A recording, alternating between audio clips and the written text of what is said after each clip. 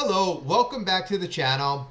Just want to say thank you so much. Last couple of days, got so many great comments from the videos that we posted. So many likes, so many subscriptions. Means the world to me. I cannot say thank you enough.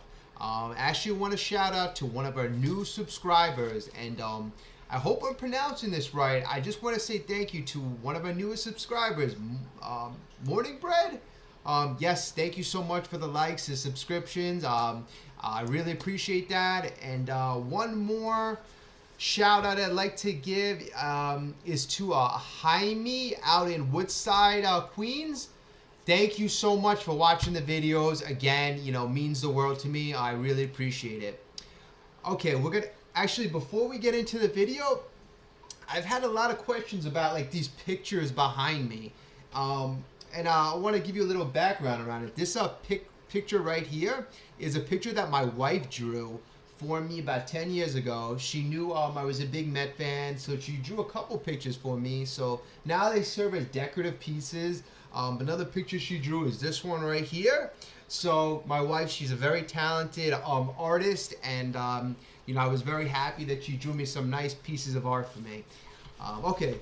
Getting into the video today, we're going to examine the Carlos Correa saga, which I firmly believe will end probably either Monday or Tuesday, Wednesday latest. This thing's been dragging on forever. But the main point is, number one, is this Boris's fault? Number two, where will Carlos Correa end up? And number three, and this is something that I was actually shocked that I found out, but we have an unbelievable fact about Carlos Correa that you're going to want to stick around. We're going to get to that at the end of the video. Again, please like and subscribe. I really appreciate it. It means the world to me. Okay, so number one, has Boris underestimated Cohen? Honestly, I believe he has. When Boris and Correa heard that the New York Mets were interested, he literally ran to New York. Carlos Correa was in a hotel room. Apparently, he jumped and he hugged Scott Boras when the Mets were interested. Why were they so excited to run over here to New York? Basically, San Francisco was interested. They saw the medicals, and it was a no-go. Why was Boras so confident that Steve Cohen was just gonna willy-nilly say, "Here, Carlos, here's $315 million"? Steve Cohen is a billionaire 18 times over. He knows how to do business deals, and he knows how to make smart business deals. He's not going to just say, "Here's $300 million, that's it." He's going to look into the medicals, and he's going to see if it makes sense. I hear people saying, "Well, you know what? Give him the deal. In year 7, 8, it doesn't matter. You've had a good half decade." We don't know. We don't know the situation. What if Steve Cohen's experts, his medical experts, are saying, "Hey, Steve, in year three,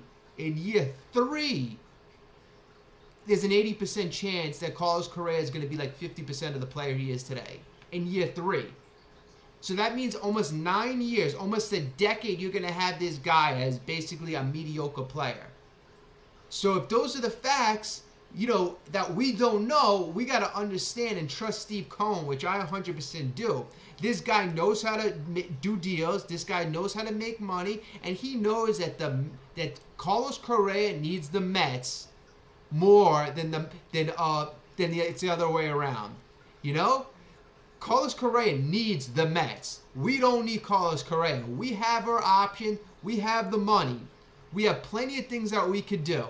So you're going to see Carlos Correa comes back to us, because if it goes to the next situation, there's going to be no leverage for Scott Boras, and Scott Boras knows it. He's a very smart man as well, but you know what? People make mistakes, and he underestimated Cohen. He thought he was going to be a recluse. He thought he was just going to throw money away. But you know what? Steve Cohen is a very smart man. He's one of the richest men in the world for a reason. Okay. Number two, has Boris underestimated the injury? Has he underestimated the injury as a whole? This injury happened in 2014 when Carlos Correa was in the minor leagues. He was sliding into a base. He tried to steal a base, ended up having a severe ankle injury, and now he has a plate in his ankle. So people who have injuries, things as they get older, the body doesn't get stronger. Usually it deteriorates.